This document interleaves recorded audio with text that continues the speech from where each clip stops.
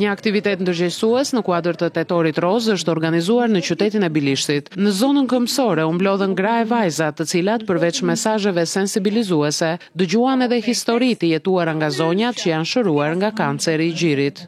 Unë e kam përjetuar dhe e kam kaluar këtë sëmundje.